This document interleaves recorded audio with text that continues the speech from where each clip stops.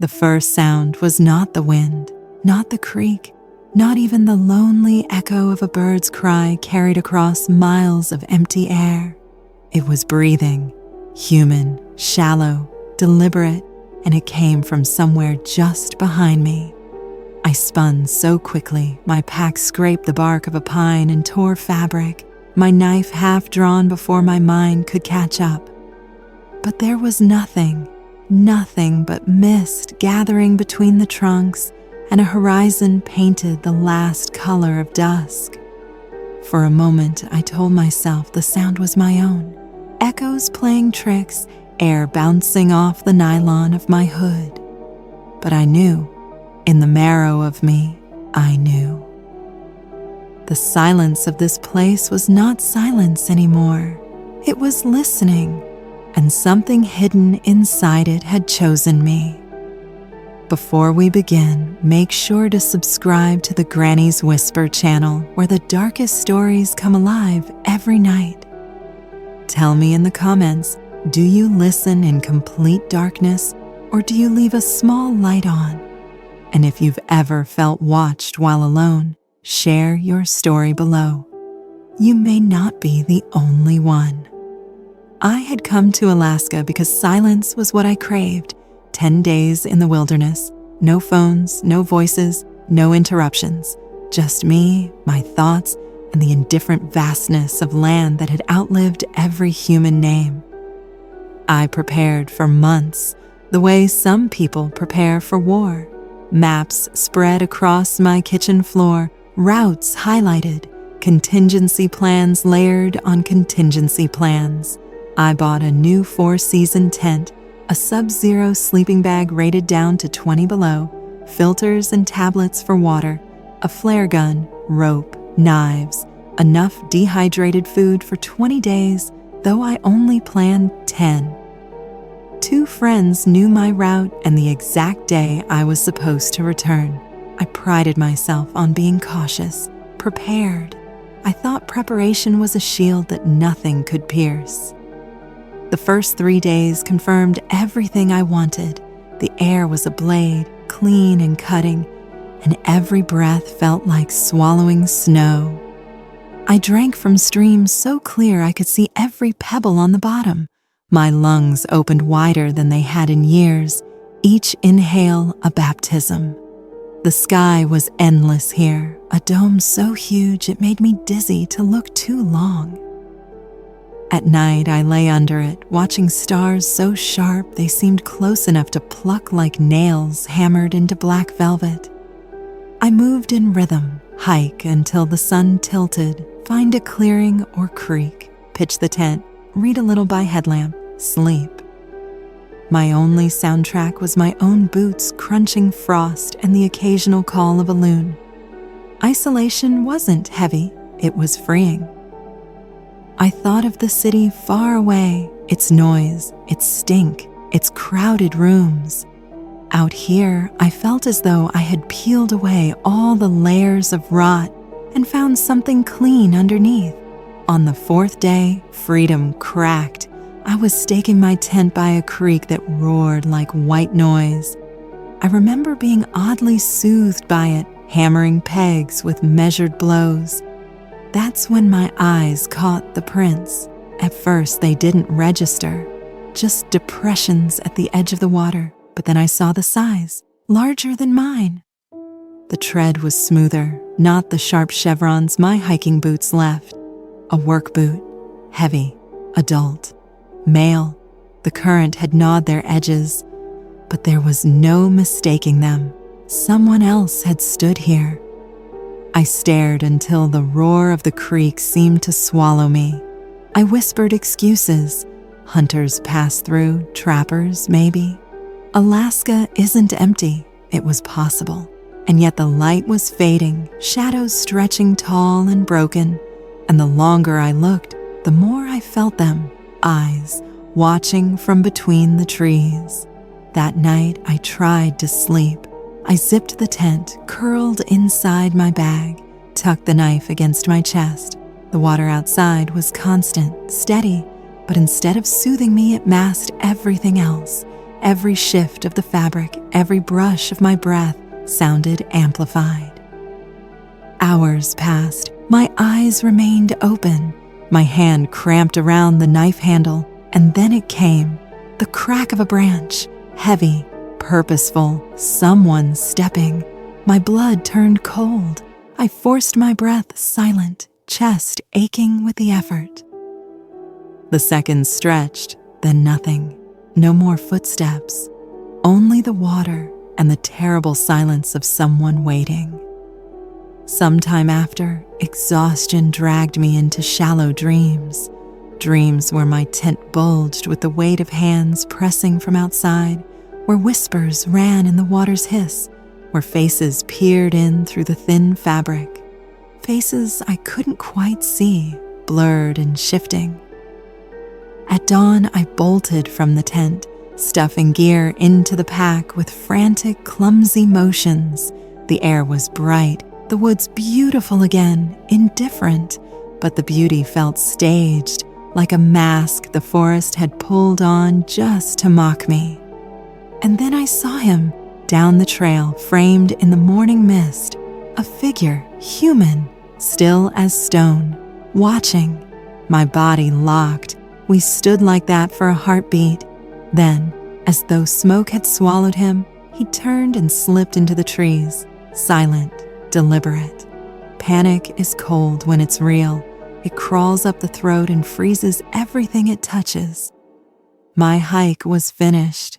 This was survival. I plunged into undergrowth, abandoning the trail. Trails are predictable. Trails are traps. Branches tore my arms. Thorns shredded my pants. I crossed streams, soaking myself to the bone just to wash away scent. I veered east, then north, then west, desperate to become a ghost. Every skill I had learned in years of study lit up inside me. Not theory now, but lifeline. When darkness came, I didn't risk fire. I dragged myself beneath a cluster of spruce, their branches sharp and low, making a nest of needles. I gnawed a protein bar without tasting it, water shaking in my hands. I told myself to rest. Rest didn't come. Past midnight, footsteps again, slow, patient. Sweeping back and forth, the smell reached me then. Tobacco, stale, acrid. My father used to smoke and I knew that smell, how it clung to skin and clothes. Only here it drifted in places no smoker should be. He stood just outside the branches. I felt him, though I couldn't see. The knife handle dug into my palm so hard I thought the skin would split. My teeth chattered against the metal.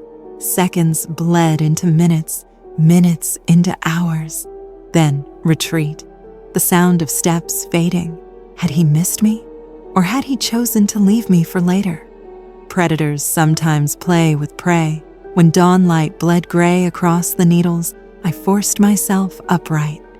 My body was shaking so badly I could barely tie my boots, but I knew if I stayed, I'd die. If I ran, maybe I'd last another day. I left my tent, my stove, even most of my food. I took knife, compass, map, a mirror, water, a handful of calories. My plan was the river. Rivers lead to people, or at least to places open enough to be seen. The forest bent unnaturally as I moved, trees leaning inward like they wanted to meet, shadows stretching wrong. Once, I passed the same scarred boulder 3 times, though I swore I'd walked in a straight line. Once, I looked into the river and saw my reflection open its mouth, whispering words I couldn't hear. That was when I began to understand. This wasn't just a man. This was the forest itself hunting me. The river whispered alongside me as I forced my way through brush and stone, its voice sometimes comfort, sometimes threat. I tried to measure my steps with reason, to think of mileage, bearings, landmarks, but the longer I walked, the more the wilderness bent into something dreamlike. The compass needle quivered and spun when I lifted it. The map felt like a joke in my hand, its clean lines mocking the endless twists of the real land. My body was already betraying me. Hunger gnawed like rats inside my stomach. My lips cracked and bled from the cold. Each muscle twitched with exhaustion. And yet behind the pain, something sharper pressed me onward. The weight of being watched. Not an idea, not paranoia, a presence. Sometimes I thought I heard it move in rhythm with me. A second pair of steps falling exactly where mine did, only half a beat later. Sometimes the sound darted ahead, just out of sight.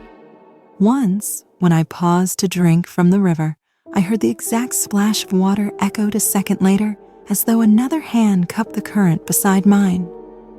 When I looked up, no one was there. I tried to laugh at myself, to whisper aloud, "You're tired.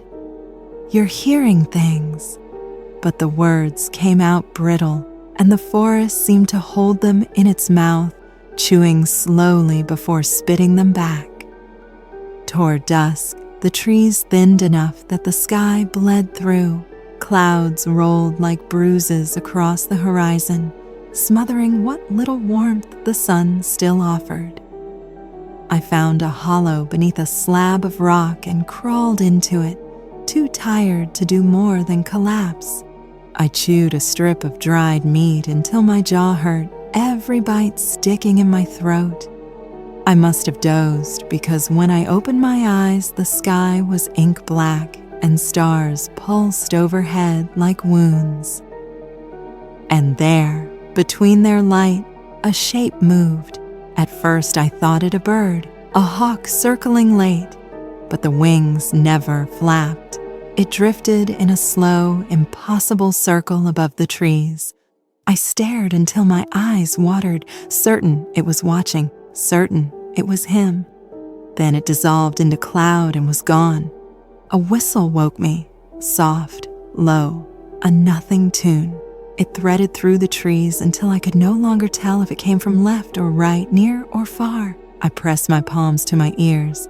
It made no difference. The sound came from inside as much as out. I bolted upright, smashing my head against the stone ceiling of the hollow. Stars burst behind my eyes. I scrambled out, knife raised, heart a trapped bird in my chest. The whistle stopped. The silence that followed was worse, because I knew it wasn't empty. It was waiting. I staggered through the night, branches tearing my face, my hands raw with scratches. Twice I fell into shallow streams, soaking myself to the bone. The cold stiffened my muscles, but I didn't stop. Not until the first smear of dawn cracked through the east did my body give in. I collapsed against a tree, shivering so violently my teeth clicked together. That's when I heard it, a second breath, not mine, close, behind me. I spun, blade flashing.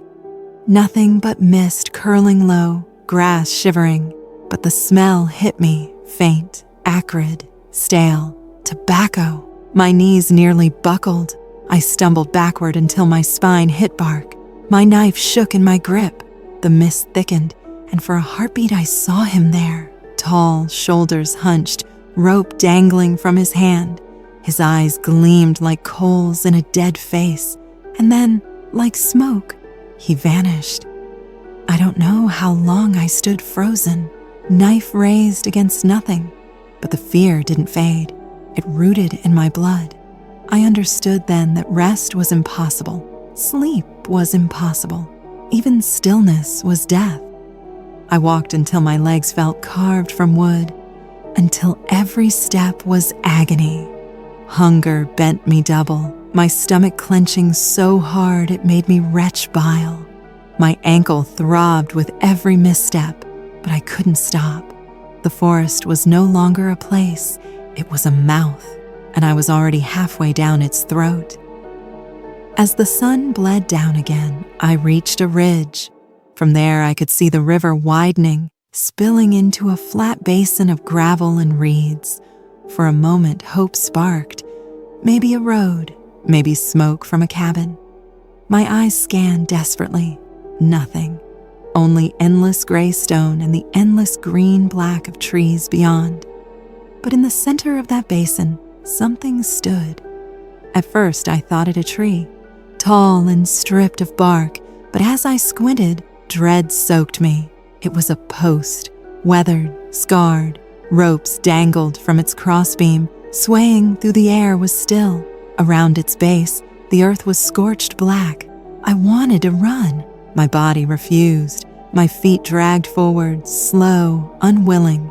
My heart screamed, but my muscles betrayed me. Step by step, I approached. The ropes creaked, twisting.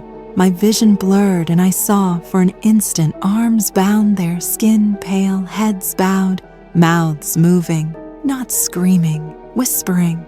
The same whisper I had heard in the water, in the trees, in the crackle of fire. Stay, stay, stay.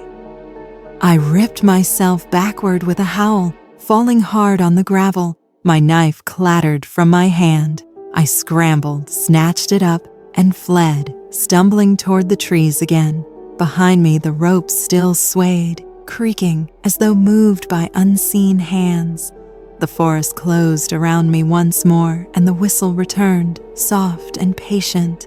I ran until my lungs tore and my throat was raw with icy air. The forest didn't end. It only deepened, trunks crowding closer, branches clawing at me as though they wanted to strip me down to nothing. The whistle wove through every sound, not chasing, not fleeing, just accompanying. As if it knew exactly how far I could run before I collapsed, and it wanted me to reach that breaking point. At some hour of the night, or maybe morning, time had dissolved into a smear. I crashed into a thicket so dense it felt like a wall.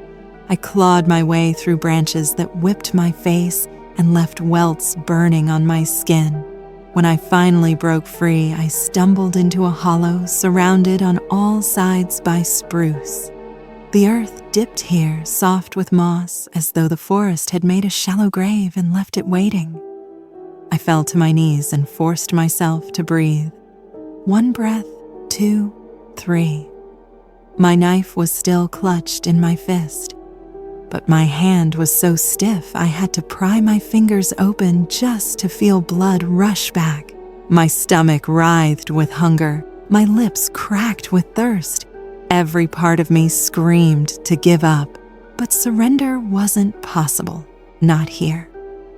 I remembered something from childhood, a single story my grandmother told me about the hunters in the trees, men who had walked so far into the northern woods that they shed their names, their skin, their souls, until they became part of the land.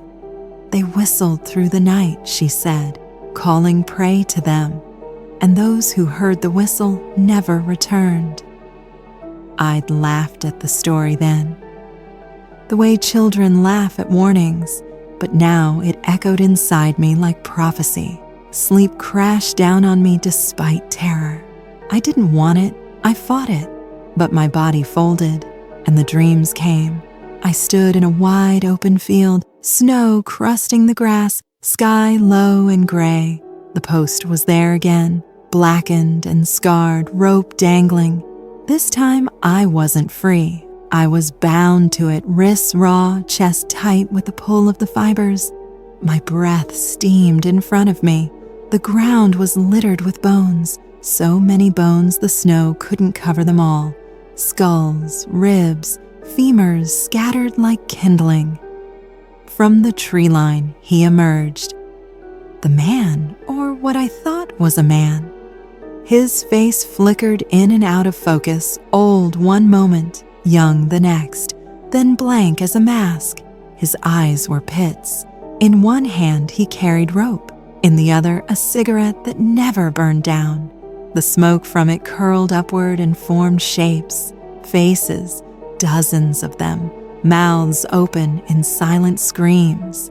He circled me, not close, just enough that every step echoed in my bones. The rope brushed the ground, leaving scorch marks in the snow. Finally, he stopped in front of me. His smile widened, thin, cruel, inhuman. And when he spoke, the sound didn't come from his mouth. It came from the trees, from the ground, from my own chest. "You've run enough." The rope lifted, my throat closed, and before it could drop over me, I ripped awake with a strangled cry. The spruce hollow was black with night. My knife was in my lap, blade trembling. My throat ached as though the rope had already touched it. My breath smoked in the air, and somewhere in the distance, faint but steady, the whistle carried on. I stumbled to my feet, delirious, half crawling out of the hollow. My body moved without thought, without plan, only the instinct to get away, though there was nowhere to go. Every tree looked the same. Every shadow watched. Hours passed, or minutes. I no longer knew. I followed the river again, its current a silver thread that seemed both salvation and snare. The water hissed and bubbled, and once I swore I heard it say my name. I fell to my knees on the bank, plunging my hands into the current, scooping mouthfuls of icy water. It cut my throat like glass, but I drank until I gagged, and then I saw it, my reflection in the water. Only it wasn't me. The face staring back had my features, yes, but the eyes were hollow pits, black and endless. The mouth smiled thinly, cruelly. Smoke coiled from its lips as if it had been the one carrying the cigarette all along. I screamed and hurled a rock into the river. The reflection shattered into ripples, but the smile lingered in my mind, burned deep. The whistle answered, low, patient, as if it had been waiting for my scream. I staggered back from the river, chest heaving. My ankle twisted on a root, and I crashed to the ground, pain searing up my leg. For a moment, the world blurred, tilting, and I thought I saw him standing just beyond the trees again, rope dangling, eyes glowing faintly. But when I blinked, he was gone. Only the whistle remained. I curled on the cold ground, clutching my knife, rocking myself like a child. The forest around me breathed. Every creak of wood, every sigh of wind sounded like lungs. I whispered, "Please, please," though I didn't know who I was begging. The sky above bled into dawn. Pale light spread, thin and merciless. I pushed myself up, staggering forward, every bone screaming. The forest stretched infinite ahead, the river bending away into mist, and somewhere just out of sight, I knew he was walking too. Always walking, always watching. The hunt had only begun. The forest at dawn looked painted, not lived in. Colors too sharp, shadows too long, every trunk etched like charcoal lines against a canvas sky. My breath puffed in the brittle air, loud as gunshots to my ears. I limped along the river, each step grinding my ankle until sparks of pain flashed behind my eyes. But I didn't dare stop. The whistle had not returned since night, and that silence was worse. It meant he was close enough not to need it. Every survival lesson I'd ever learned rang hollow now. Books tell you how to build fire, how to ration food, how to orient with stars. None of them tell you what to do when the wilderness itself conspires against you. My compass spun, useless. My map might as well have been blank. The trees shifted like chess pieces every time I blinked, but I kept going. Because stopping meant giving him time to tighten the noose I couldn't yet see. By midday, hunger carved holes through me. I chewed pine needles, bitter and sharp, just to trick my stomach into thinking it had substance. My lips bled from cracking. My tongue felt like sand, and still the air carried that faint trace of tobacco, as though the smoke clung to the world itself. I found a small clearing and collapsed against a fallen log. My eyes drifted shut. For a moment, just a moment, I let myself imagine home, my apartment, warm light spilling from lamps, the hum of a refrigerator. I almost cried at the thought of something so simple as a chair. But when I opened my eyes, the log beneath me felt wrong. The bark wasn't rough. It was smooth, scarred in places. My hand rested on it, and I felt grooves, shallow parallel grooves, like scratches, like fingernails clawing for release. My stomach dropped. I scrambled away, staring. The log was no log at all. It was a beam, weathered wood bound once into a structure, and in its grain, black stains bloomed like flowers. I realized then that the clearing wasn't natural. It was the remains of something, a cabin. The ground held the faint shapes of walls, corners, collapsed outlines, buried in moss, forgotten. But the air here tasted foul, heavy. I forced myself to stand, to turn away, but then I heard it. A door creak, slow, hinges rusted. My heart jolted. No building stood here, yet the sound came again, louder, as though a door swung wide, and from the space where walls had once been, smoke curled, acrid, familiar. I staggered backward until I tripped on a root and landed hard. My knife clattered into the moss. I scrambled for it, clutching the handle, chest heaving. The smoke thickened, and through it I saw him, not walking, not stepping, simply there. His figure tall, shoulders hunched, rope coiled in one hand. His eyes glowed faint like dying coals. His mouth held that same cruel smile. I screamed, a raw animal sound, and threw myself into the trees. Branches whipped my face, tore my jacket, but I didn't stop. The forest bent again, folding, spitting me out onto a slope of loose stone. My boots slipped, skidded, and I tumbled, rocks bruising my ribs, my pack dragging me down. I crashed at the bottom, vision sparking. Pain radiated through me, hot and jagged. My ankle twisted again, worse this time. I couldn't put weight on it. I dragged myself behind a boulder, gasping, knife in hand. Above, at the top of the slope, I saw him, a silhouette against the sky, watching. My throat closed. He began to descend, slowly, confident. The rope uncoiled from his hand, trailing across the stones. I pressed back against the boulder, knife raised, though my hand shook so hard the blade quivered. My breath came shallow, fast. My vision blurred. He reached the bottom, stopped 20 feet away. His face was clearer now, old, lined like dried leather, but the eyes, empty. The rope swung lazily from his fist. He smiled wider. I shouted, "Stay back!" My voice cracked, hoarse, unrecognizable. He didn't answer. He only stepped closer. Desperation clawed through me. I grabbed a rock and hurled it. It struck his shoulder. He flinched, not with pain, but with surprise. His smile faltered. For the first time, hesitation cracked his mask. I screamed again, not words, just rage. I hurled another stone, another, my voice shredding.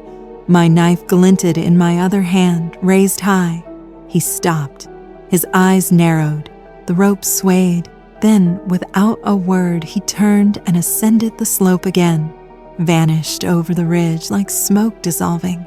I sagged against the boulder, body shaking. Relief should have come. It didn't. His retreat was not defeat.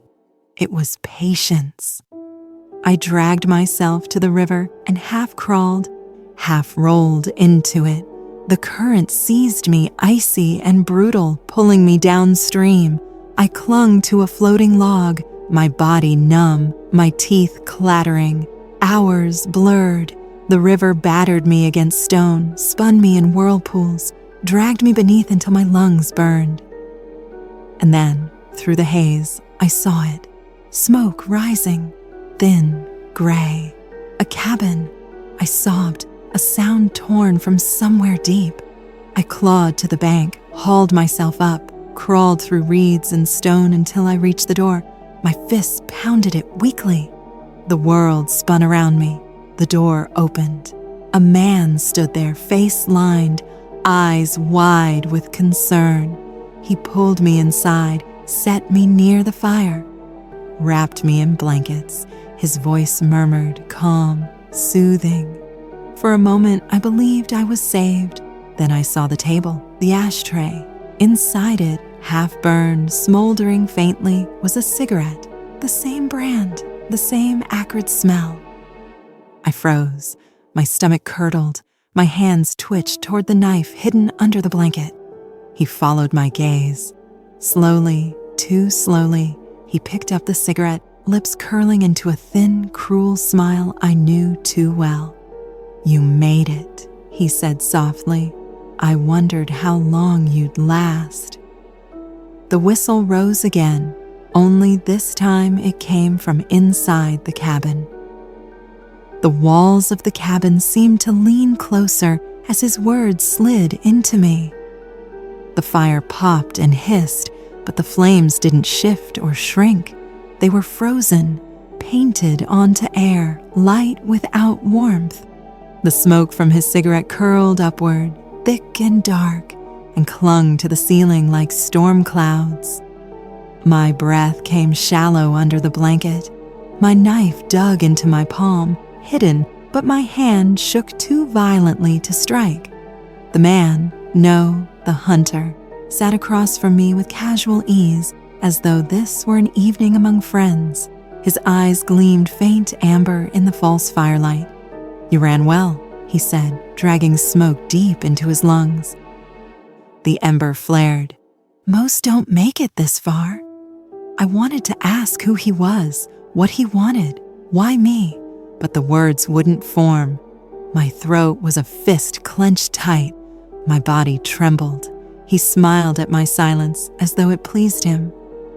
"Do you know what the woods are?" he asked after a pause. He leaned back in the chair, smoke spilling from his lips.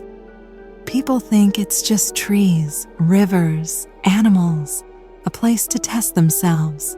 But the woods remember every scream, every death, every secret. They stay here. They rot into the soil. They seep into the roots. And sometimes," he tapped ash into the tray, "they take shape again. Through us." The shadows behind him moved as if alive.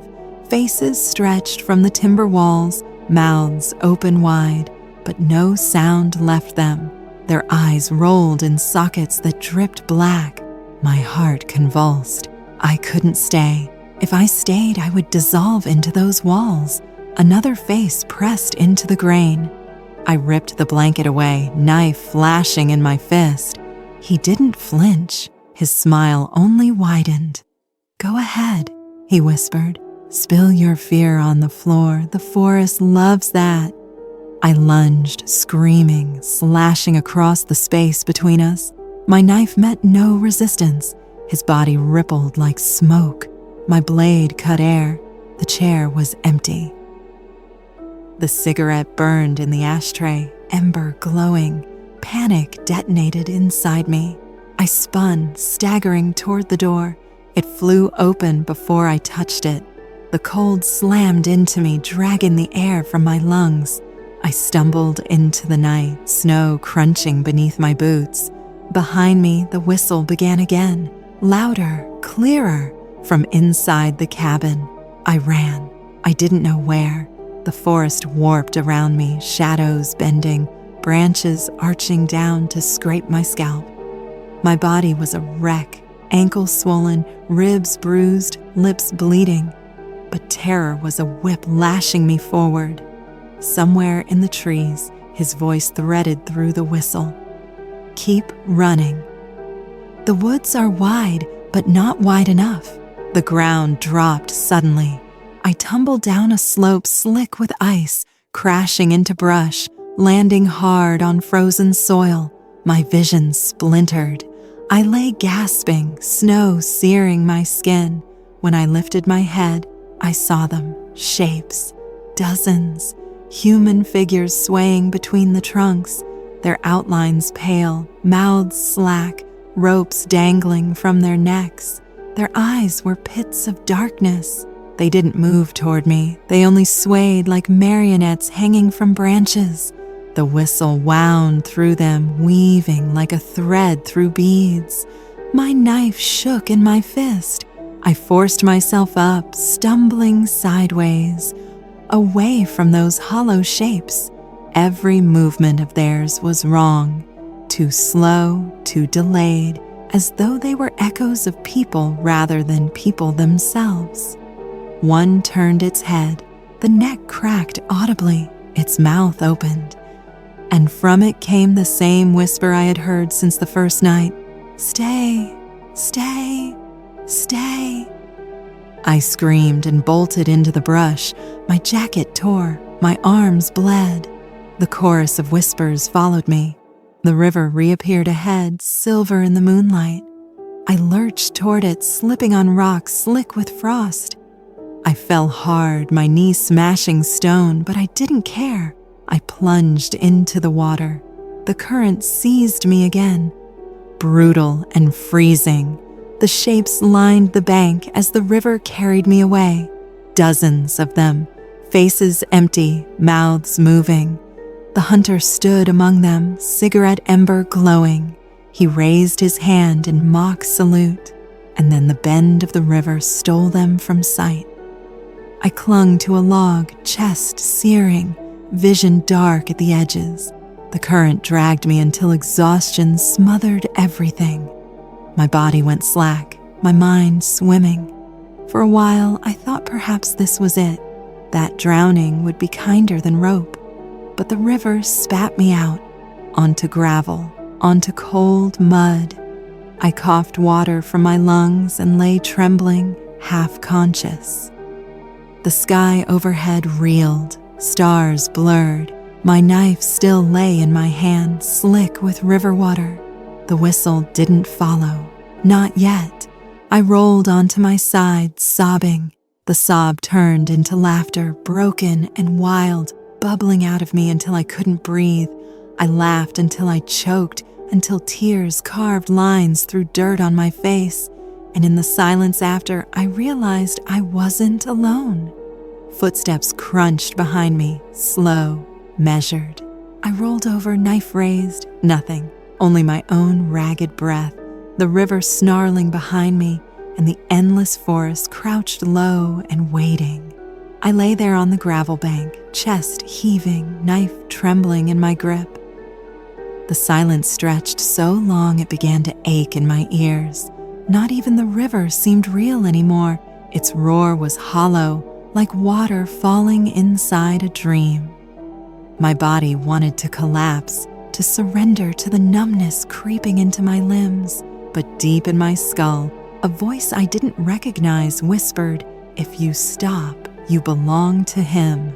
I forced myself to move, crawl first, knees scraping rock, palms tearing on sharp edges, then stumble upright, each step a war against the weight of my swollen ankle. My breath came ragged clouds that broke apart in the frigid air. I told myself there had to be another cabin, a road, a trail, anything. The forest didn't agree. It rose around me thicker than before, trunks pressed together like prison bars, branches knitted overhead, strangling what little moonlight remained. I walked for what felt like hours, but the air never changed, heavy with the faint bitterness of tobacco smoke. My stomach twisted with hunger so fierce, I thought I might chew the leather of my gloves. I tore at strips of bark, gnawed pine needles, sucked snow from branches. Nothing filled me. At last, the trees parted into another clearing. My heart dropped when I saw what waited. The post. It stood alone in the center, taller now. the rope swaying though no wind stirred.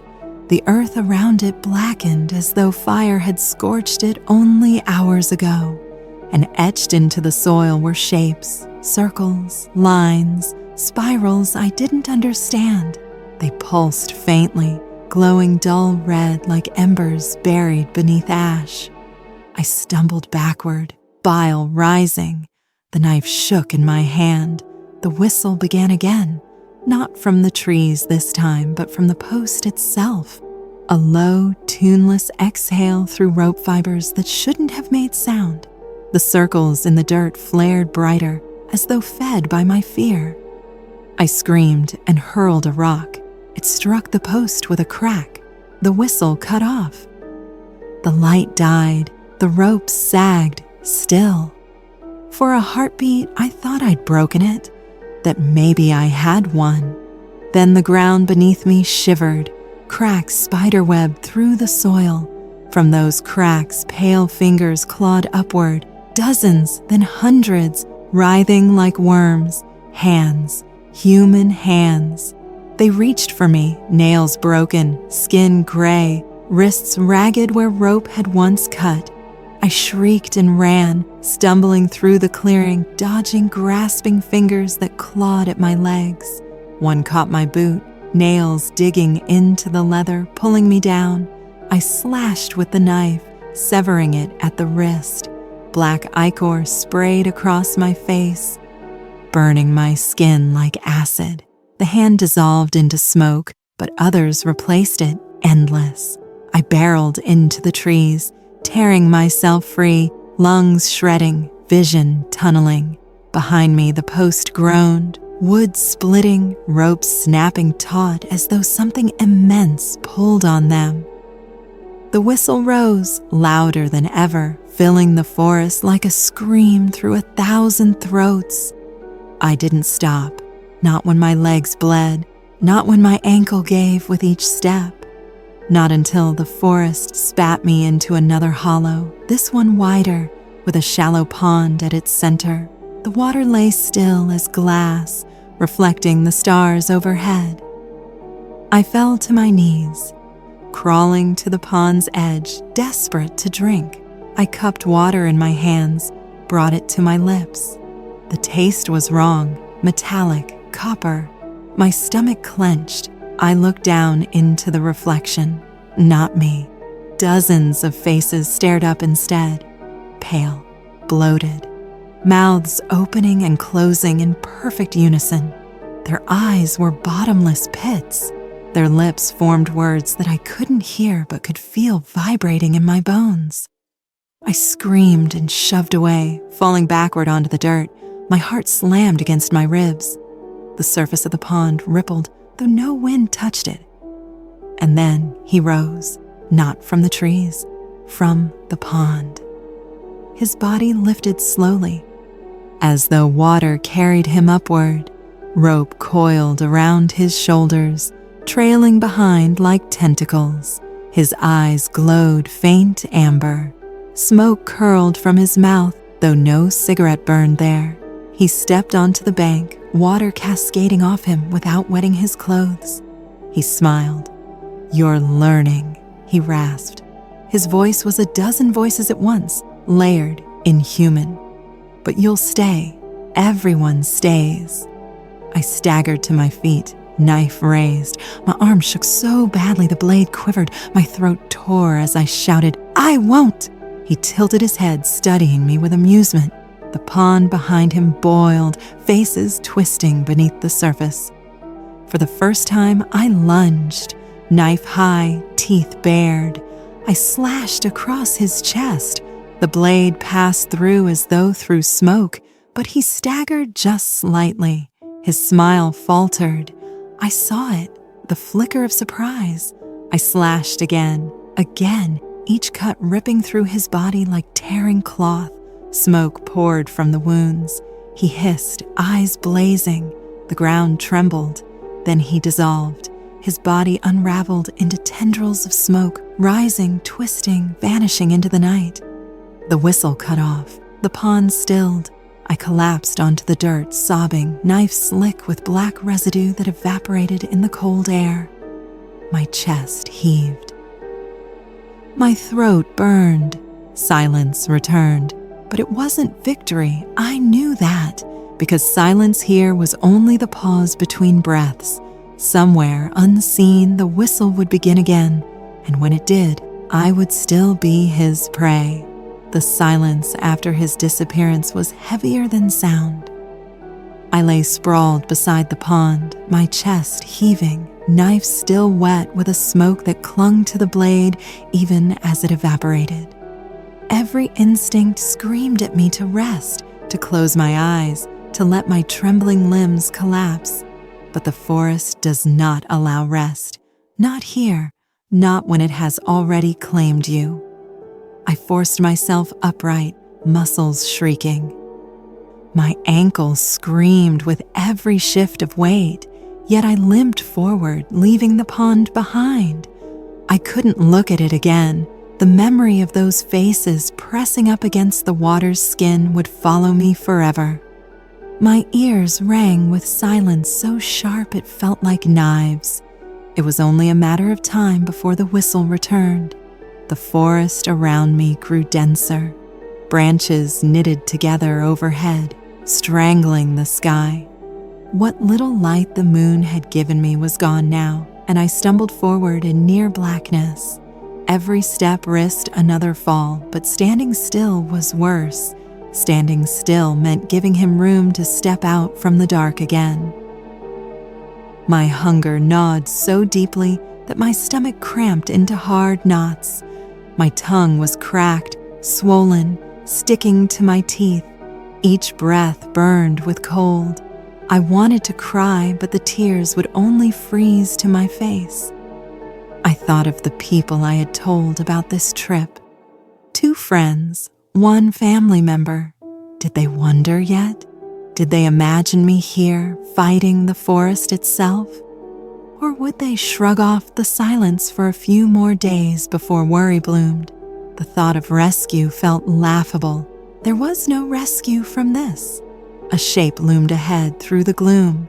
At first, I thought it another tree, thicker than the rest. But as I drew closer, I saw straight edges, unnatural lines, wood stacked, a structure. My breath caught. Another cabin. It looked ancient, half-rotten, its roof caved in under the weight of decades of snow. The walls leaned drunkenly, as though one push might topple them. But in the crack of the doorway, faint orange light glowed. I froze, my chest clenched tight. It couldn't be. I had left the last cabin behind, abandoned to smoke and shadows. Yet here it was again, or another, or the same. My pulse thundered. The whistle began, soft inside the walls. I turned to flee, but behind me the forest bent. The trees leaned inward, branches clawing, roots twisting, sealing me off. My only way forward was the cabin. My body shook with refusal. My mind screamed to run into the trees, to claw through the prison of trunks, but my feet betrayed me. Step by step, I approached. The door yawned wide, spilling light across the snow. Inside, the fire burned steady, frozen, painted, just like before. Smoke curled toward the rafters and clung there. The chair sat before the flames, and in it he waited. Rope coiled in his lap, cigarette between his lips, ember flaring. "You never left," he rasped, his voice like gravel dragged across iron. "You only thought you did." My throat locked. I raised the knife, but he shook his head slowly, eyes glinting. "Knives are for animals. You're not hunting me. I'm hunting you." The shadows in the cabin shifted, peeling away from the walls. They crawled across the floor like oil, reaching for my boots. Faces swam in them, familiar, unfamiliar, distorted. For a heartbeat, I swore I saw my own. I stumbled back, nearly tripping over the threshold. He didn't rise. He didn't need to. His smile was enough. "You'll run again," he whispered, smoke curling with each word. and I'll follow. That's the only game the woods know. The whistle swelled until my ears rang. I turned and hurled myself into the trees, screaming, branches tearing at me, snow stinging my eyes. Behind me, the cabin exhaled smoke until it dissolved into the night, leaving nothing but forest where it had stood. I ran until my lungs tore, until my legs collapsed beneath me. I crawled then, dragging my body through snow, nails splitting, hands bleeding. When I finally stopped, the whistle had gone silent. But silence here was not safety. It was only the pause before the next breath. I curled into myself beneath a fallen tree, pressing my back into the frozen earth, clutching the knife until my knuckles turned white. Sleep came again, cruel and heavy, dragging me down despite terror, and the dream returned. I was bound to the post again. Ropes tore my wrists raw. My throat burned where the noose cut into it. Around me, the forest swayed with bodies hanging from branches, their faces pale, their mouths whispering. The hunter stood before me, rope trailing from his hand, cigarette ember glowing. "You'll never leave," he said. His voice was not his voice anymore. It was mine. My lips moved with the words, though I didn't speak them. My chest heaved with smoke, though no cigarette burned there. I woke choking, smoke clawing my lungs, though the air was empty. My throat ached as if the rope had truly tightened. The whistle began again. Closer now, so close I thought I felt breath against my ear. The sound threaded itself into me, a parasite of breath and tone. I staggered out from beneath the fallen tree, clutching the knife so tight the handle bit into my palm. The forest was a corridor of black, every trunk another door that could open onto him. I limped forward, half blind with exhaustion, every muscle screaming. The whistle grew louder, then it broke. The sound snapped off mid-note as though a throat had closed. In the sudden silence, I heard something worse, a second set of footsteps. Slow, careful, pacing mine exactly. I froze. The steps froze too. My breath clouded in the air. I forced myself to turn. Empty trees, no figure, no glowing eyes. But the snow told the truth. Behind my own prints stretched another trail, heavier, larger, pressed deep into the earth. They stopped only a few feet away. I wanted to scream, but the sound died in my chest. Instead, I stumbled forward, eyes locked on the ground. The second set of tracks followed me still, appearing one by one, as if made by an invisible weight. I tried to outpace them, my limp turning into a ragged sprint, but the tracks always matched mine. Finally, I broke into a clearing. At its center rose stones, not natural but arranged, 3 tall monoliths leaning inward, their surfaces carved with lines I didn't understand. Spirals, crosses, runes that seemed to move if I stared too long. The prints behind me stopped at the edge of the clearing. I dared to glance back. Nothing moved. The whistle rose again, but this time it came from inside the stones. I should have run. I should have fled into the trees. But the air around the stones pulled at me thick and heavy like the tide. My feet dragged forward. The knife in my hand shook as though it wanted to leap away. Inside the circle, the world changed. The air grew hot, though snow clung to the ground. The carvings on the stones glowed faint red, pulsing with the rhythm of a heart. My own chest matched it, thudding in time. I felt my pulse sinking with something older than me, older than the land. And then I saw them, figures etched into the stone itself, not carvings, impressions, like bodies pressed into clay, their faces twisted in eternal screams, hands stretched outward as though begging release. One of the faces looked like mine. I stumbled back, bile rising. My head spun. The whistle became a roar inside the circle, a cacophony of voices shrieking in unison. My knees buckled. Then he stepped from the shadows between the stones.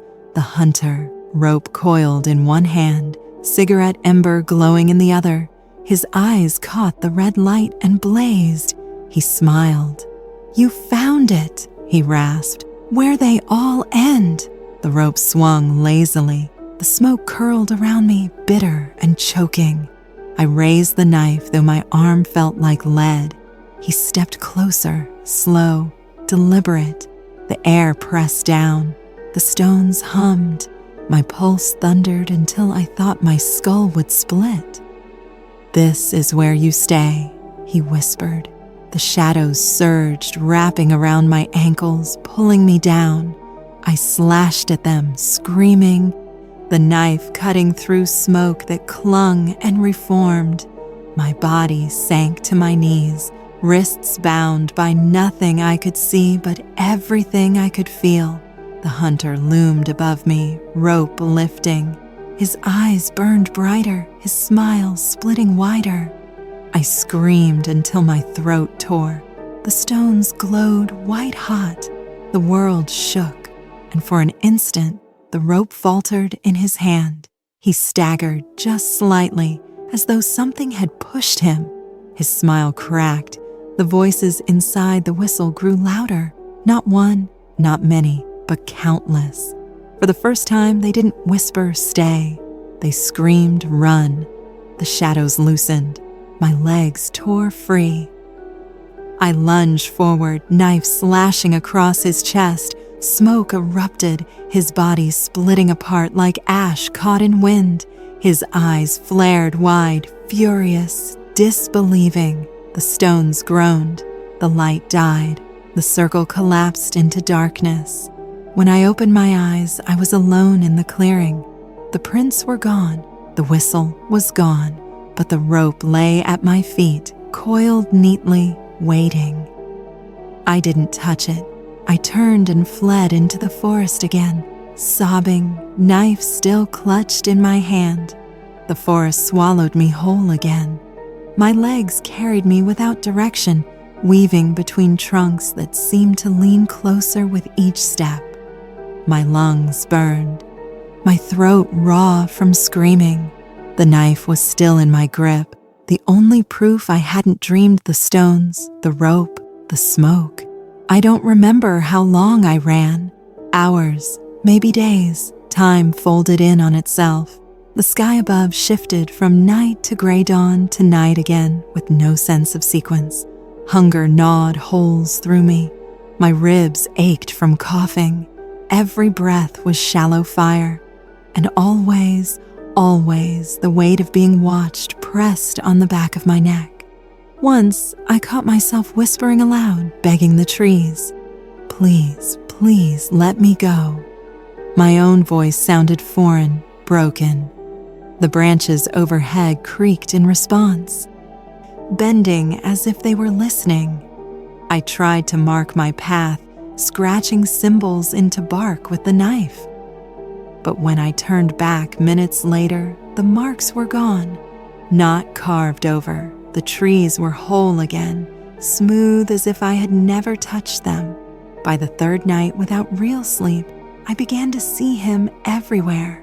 A silhouette between trunks, a reflection in icy puddles, a shadow leaning against rocks. Sometimes he was far, sometimes near, sometimes so close I thought I felt his breath. And always the faint smell of tobacco smoke curling in the air. At last, delirious, starving, I collapsed in a shallow depression of earth. I wanted to give up, to close my eyes and let the cold finish what the rope hadn't. But as I lay there, I heard something new. Voices, not whispers, human voices. I staggered upright, heart hammering. Through the trees ahead, a glow shimmered. Firelight. I stumbled toward it, each step dragging me through roots and thorns, my chest filled with a fragile hope. Maybe campers, hunters, rescue. The glow grew brighter.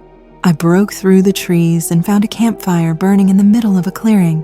Around it sat 3 people, 2 men, 1 woman. Their faces flickered in the firelight, smiling, relaxed. Their voices carried an easy laughter. I nearly collapsed with relief. "Help!" I croaked, my voice shredded. "Please!" They turned. All 3 stared at me. Their faces were pale, too pale, their eyes bottomless, their smiles stretched too wide. In unison, they said, "Stay!" The fire roared higher, flames twisting into shapes, hands, ropes, faces screaming. The laughter turned into a whistle, soft and low, bleeding from their mouths in harmony. I stumbled backward, tripping over a root, scrambling away on all 4s. My sobs tore my throat raw. The 3 figures stood as one, their shadows stretching impossibly long across the clearing. I turned and fled. Branches slashed my face, ripped my clothes.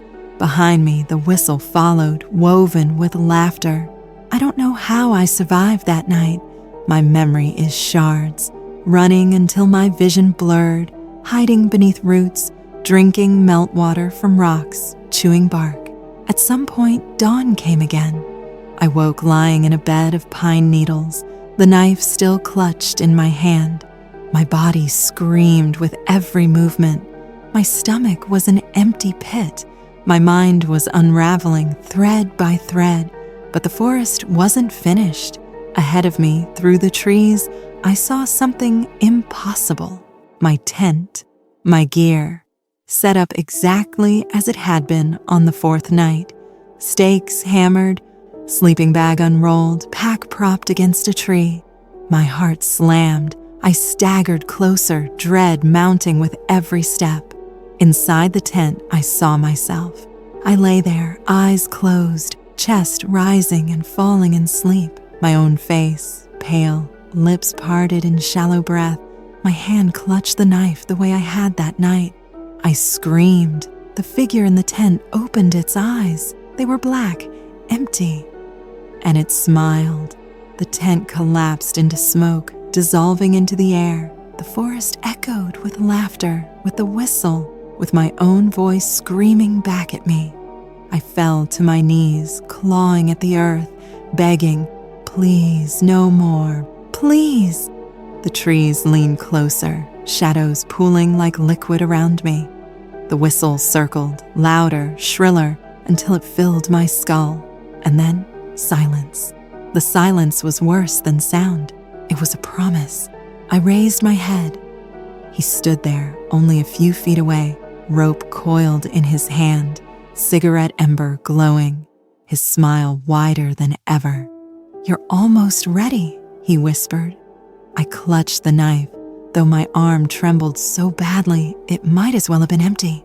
My vision swam, my body broke, but something inside me, small, stubborn, furious, refused to yield.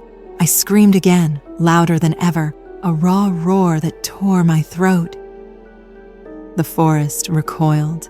The rope slackened in his hand. His eyes widened just for a heartbeat, and in that heartbeat I ran, not away, forward, straight into him, knife raised. I hurled myself at him with every shred of strength left in my ruined body. The knife arced high, catching what little moonlight bled through the canopy, and I felt the air split with the force of my scream. For a moment, just a moment, I believed I could end it, that a single cut might sever the nightmare and free me from his grasp. The blade struck. It passed through him like smoke. His body rippled, dissolving into tendrils that curled around me. Cold wrapped my arm, my chest, my throat. My scream choked into silence as the smoke poured into my mouth, my nose, my ears. I staggered, convulsing, the knife clattering to the ground, And then I was no longer in the forest. I stood in darkness, vast and endless, the ground beneath me shifting like wet sand. Far above, no stars burned. Only ropes dangled, hundreds, thousands, swaying in an invisible wind. From each hung a figure. Some twisted slowly, necks broken, faces obscured. Some writhed as though still alive, whispering with swollen tongues, their words tangled together in a single chant. Stay, stay, stay. The hunter stood among them, solid now, more real than he had ever been. His eyes glowed like twin embers. Smoke curled from his mouth with every breath.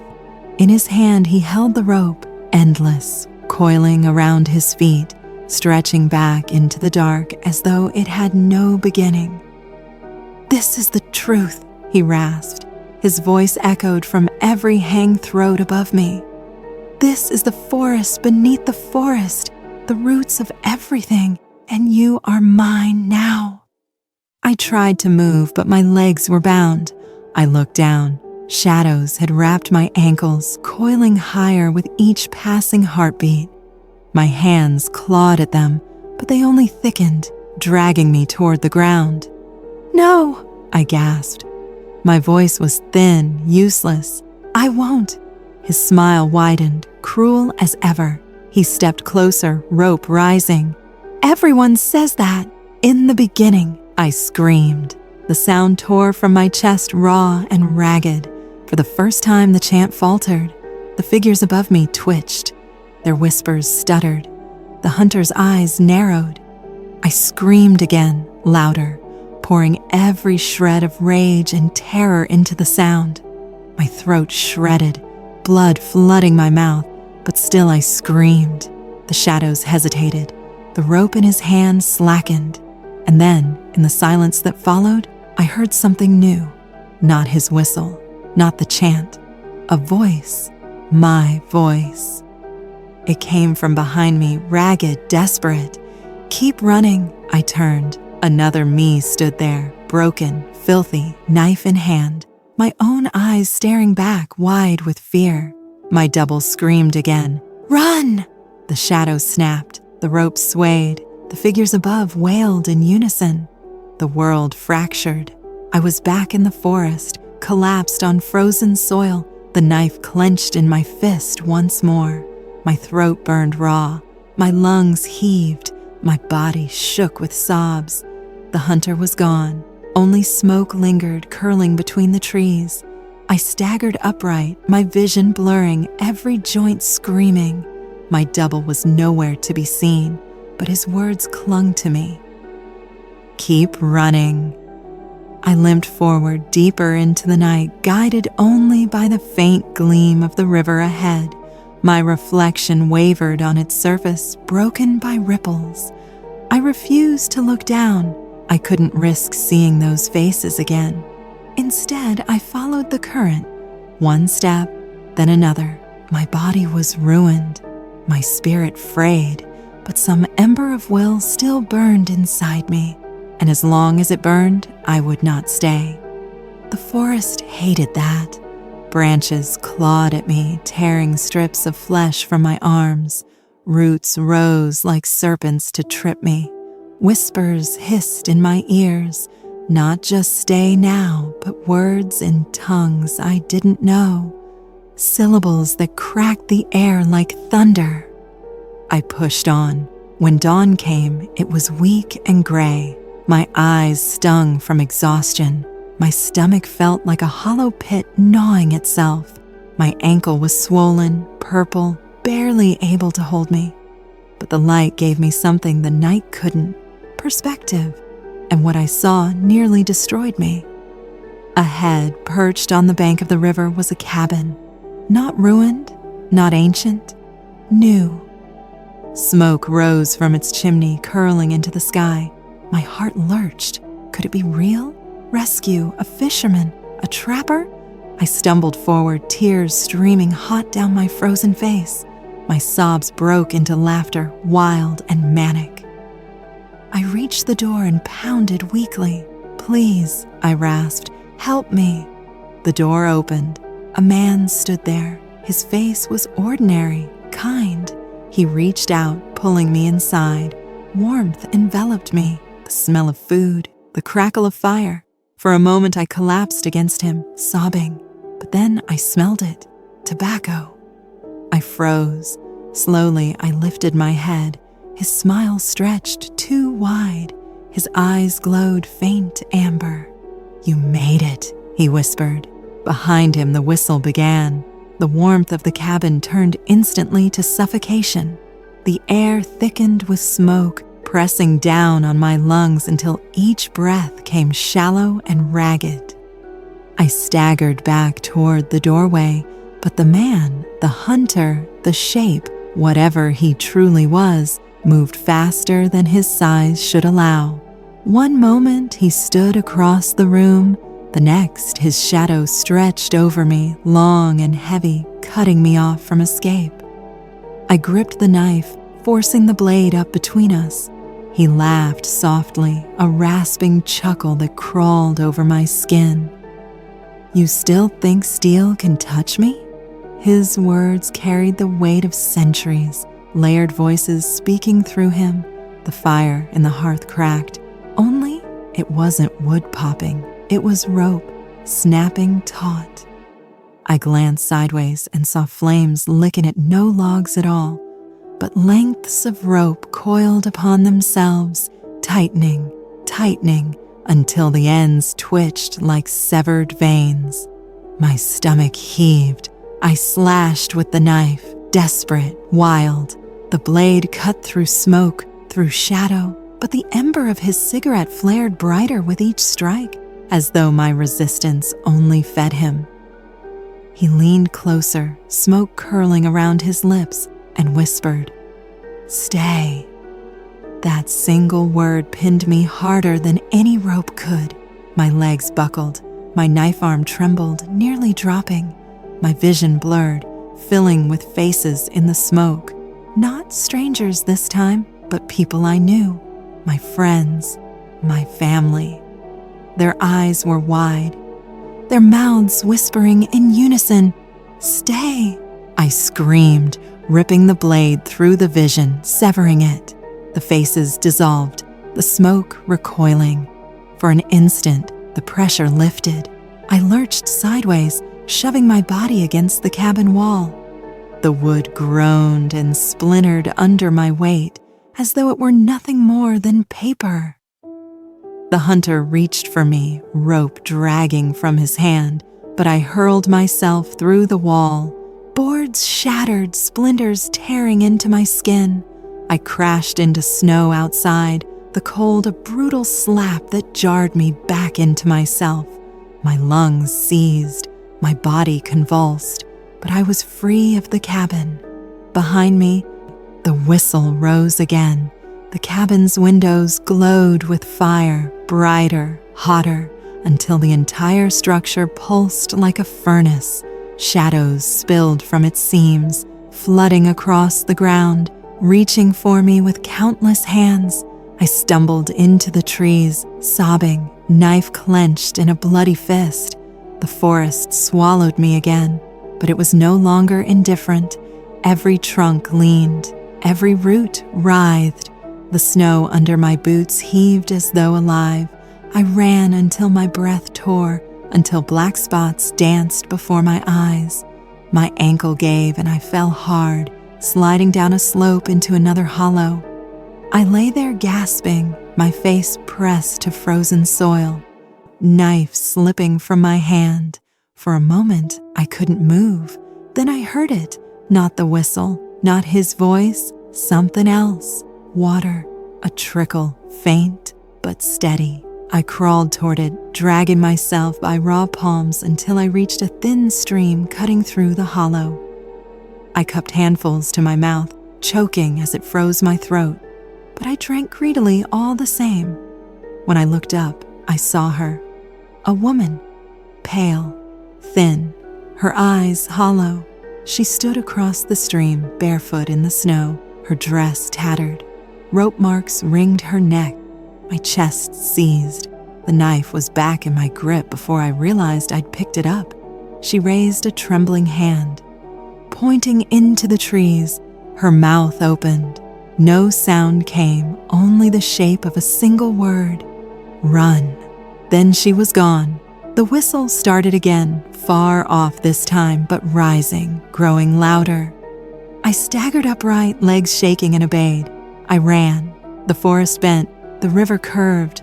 My body was nothing but pain, hunger, and terror. But I kept running because somewhere deep inside, that woman's silent words still burned. Run!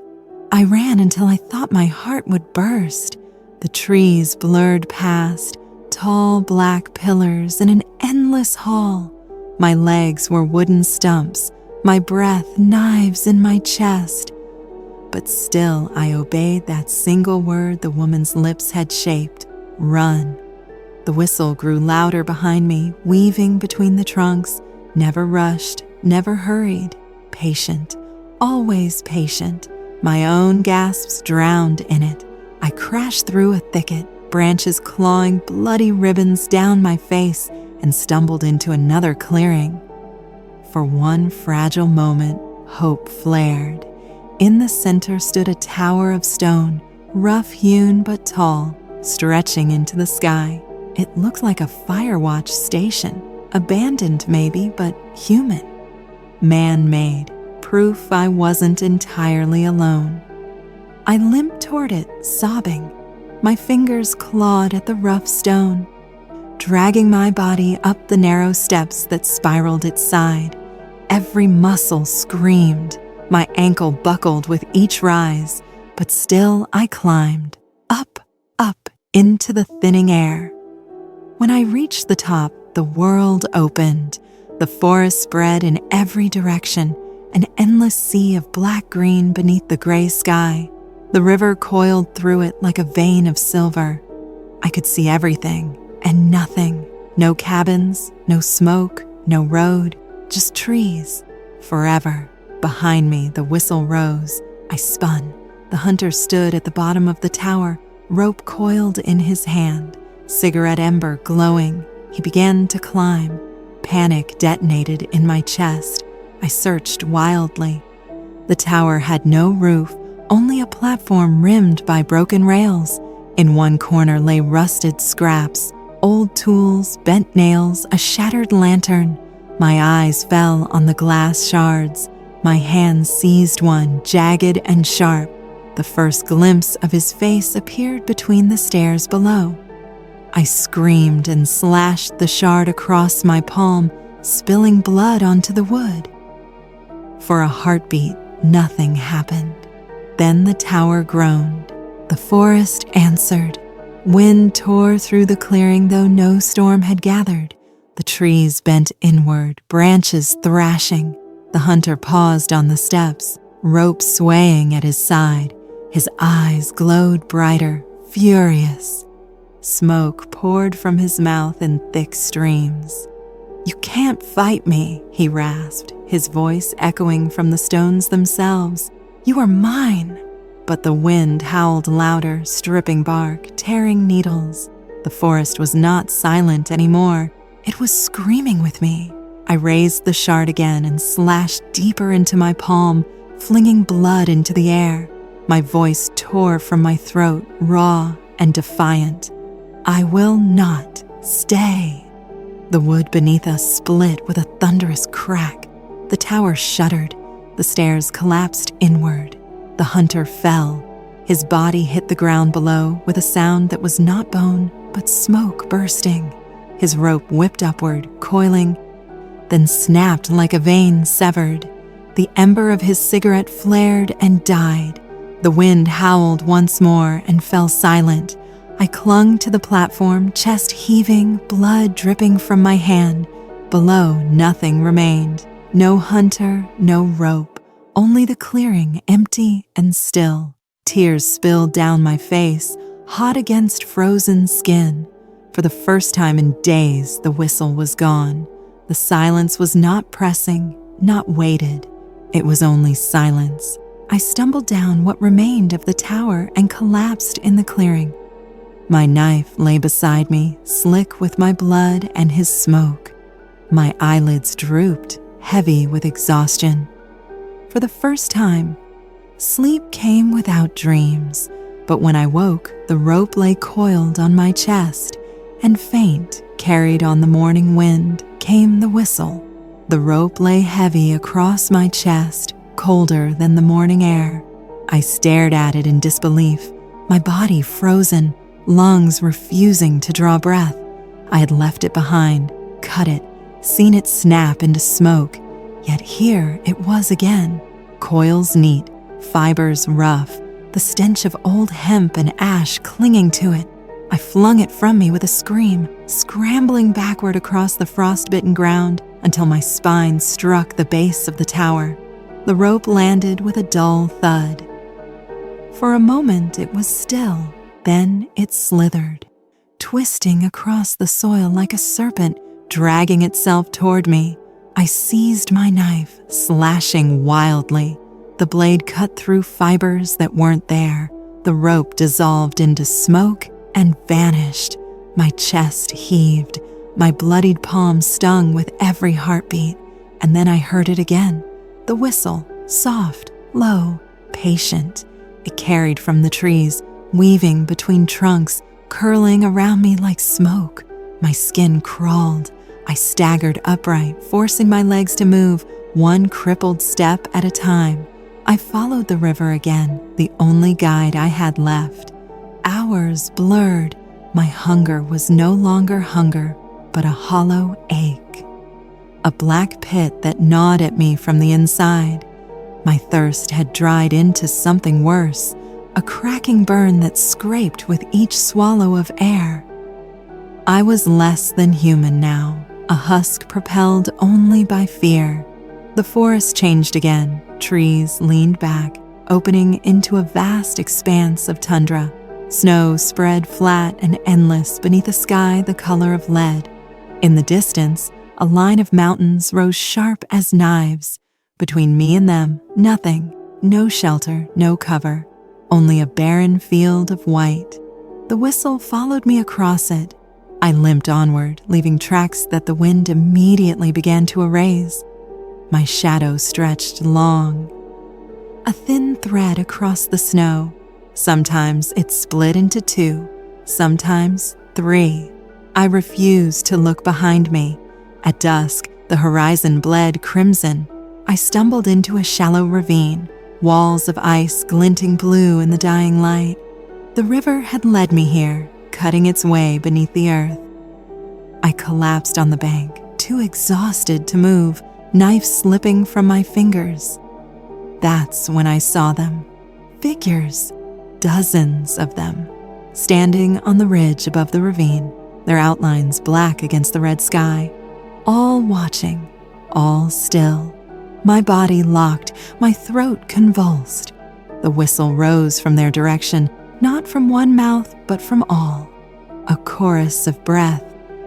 The shadows lengthened, spilling down the walls of the ravine, crawling toward me. I forced my broken body upright, clutching the knife again. My hand shook so hard the blade wavered.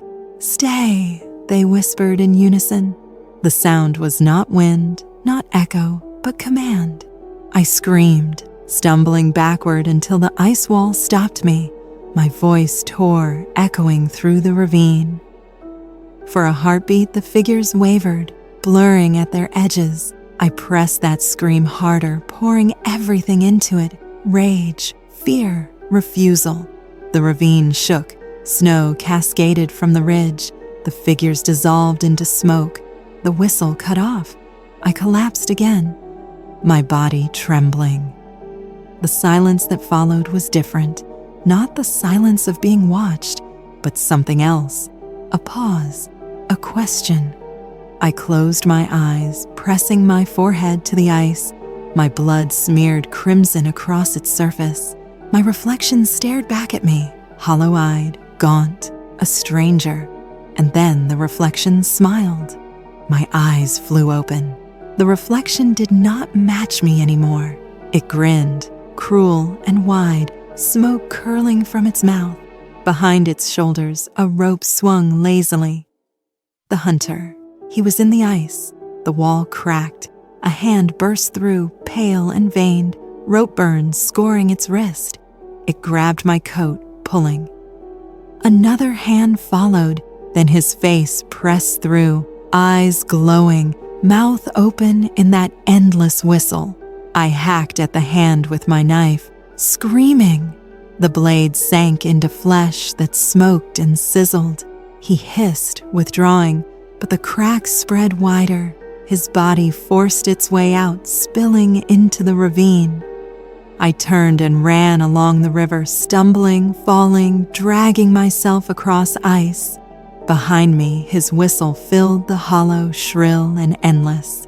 The ravine narrowed, walls pressing closer, until it became a tunnel of ice.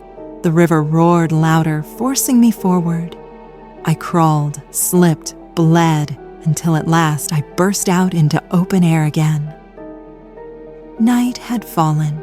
The mountains loomed closer. The stars above burned sharp. The wind cut like blades, and still behind me the whistle followed. The night was merciless. Wind howled across the open plain, lifting needles of ice that scoured my skin raw. My coat hung in tatters, my boots stiff with frozen mud, but I forced my body forward. Every step was a war. My ankles screamed with each pound against the snow, but stopping was not an option. The whistle threaded through the gale, never drowned, always there. Sometimes it was behind me, sometimes ahead. Once, I swore it came from beneath the ice itself, rising through the frozen ground like a breath from the underworld. I stumbled across the plain, eyes locked on the mountains looming ahead. Their ridges caught starlight, black teeth biting into the sky. I told myself if I could reach them, maybe I could find a cave, a place to hide, a moment of rest. But the forest was not finished. Shapes moved along the horizon, black against the snow. At first, I thought they were trees, impossibly tall, swaying though no wind touched them. Then they stepped forward, giants made of rope and shadow, faceless, their limbs unraveling and knitting back together with every stride. Each step they took shuddered through the ground. My scream tore free before I could stop it. The sound carried, thin against the howl of wind, but the giants turned their faceless heads toward me as though they'd heard every syllable. The whistle rose louder, shriller, commanding. I ran. My legs gave, but still I ran, stumbling, falling, dragging myself upright again. The giants followed, each step closing the gap. Their shadows fell over me, stretching long across the snow. The river appeared again, a black ribbon cutting the plain. Its surface writhed with broken ice. I hurled myself into it without thought. The cold struck like knives, piercing every nerve, stealing my breath. The current seized me, dragging me beneath, smashing me against shards of ice. I surfaced once, coughing, gasping, clinging to a chunk of frozen drift. The whistle followed, louder than the river, echoing from bank to bank. I dared to glance back. On the shore, the hunter stood, rope coiled in his hand. His eyes glowed faint across the dark. Smoke curled from his mouth. He raised his free hand in mock blessing, as if granting permission for the river to claim me. The current spun me, dragged me beneath again. My chest burned, lungs screaming. I fought upward, kicking weakly, my limbs stiff with cold. At last, my head broke the surface. I gasped, the air like shards in my throat. The current spat me onto gravel at the far bank. I crawled onto the stones, retching, my body convulsing. My hands bled, my knees split. My knife was still somehow in my grip, fingers locked around it like death. The plain stretched empty ahead. The mountains closer now, their peaks glowing faint with snowlight. I dragged myself forward, each inch agony. My vision blurred, my ears rang, but still I moved because behind me, faint but steady, the whistle had not stopped. It would never stop. The mountains loomed like black teeth against the horizon, jagged and cruel. I crawled toward them on hands and knees, each movement tearing my palms raw, each drag of my knees leaving streaks of blood in the snow. My body had nothing left, but something deeper, something primal, refused to stop. The whistle stalked me, winding through the wind, sometimes distant, sometimes close enough I felt it vibrate in my ribs. It was no longer a sound, but a pulse, a second heartbeat grafted onto my own. I wanted to claw it out of my chest, to rip silence back into myself, but the forest had already claimed too much. At last, the ground tilted upward. I hauled myself onto the lowest ridge, stones slicing through the ice, air sharper, thinner. The climb was agony. My ankle throbbed like fire. My ribs screamed with every breath, but the thought of standing still, of letting him catch me here in the open, was worse. I clawed upward until a black mouth opened in the cliff ahead. A cave. Narrow, shallow, but real. I dragged myself inside and collapsed against stone. For a moment, I dared to believe. Shelter, shadow. A pause. Then the smell reached me, acrid, bitter, tobacco. My body convulsed. I pressed my sleeve against my mouth, gagging. The cave filled with smoke that had no source. The whistle began again, louder, shriller, reverberating against stone until it rattled my teeth. I staggered deeper, knife in hand, though the cave was too narrow, too tight. The walls pressed in, stone scraping my shoulders. The smoke thickened, choking me, turning air into liquid tar. Ahead, a glow, faint, red. I stumbled toward it, lungs burning. The passage opened into a chamber. At its center hung ropes, dozens of them from a ceiling lost in shadow. Each swayed, though no wind stirred. From each rope dangled a body, pale, still. Their faces turned toward me in unison, their eyes open, pits of black. Their mouths moved. Stay! I screamed and slashed wildly at the ropes. The blade cut through smoke, through shadow, but the bodies swung closer, whispering louder. The whistles screamed with them, one endless shriek. From behind the curtain of ropes, he stepped forward. The hunter, his face clearer than ever, leathered skin, empty eyes, smoke curled from his mouth, rope coiled in his fist, his smile split wide. You ran, he rasped, and ran, and ran. But here you are, everyone ends here. He lifted the rope. My knees buckled. My knife felt like nothing. My vision swam. But then I remembered the woman at the stream, her lips shaping that single word. Run. I forced myself up, screamed through bloodied teeth, and hurled the knife. It spun end over end, sinking into his chest. Smoke burst outward. His body staggered, the rope falling slack from his hand. His eyes widened, glowing white-hot for the first time. The whistle cut off.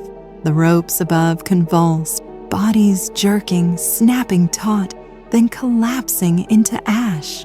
The chamber shook, stone cracked, the ceiling rumbled. I ran, stumbling, crawling, clawing my way back through the narrow passage as rocks fell around me.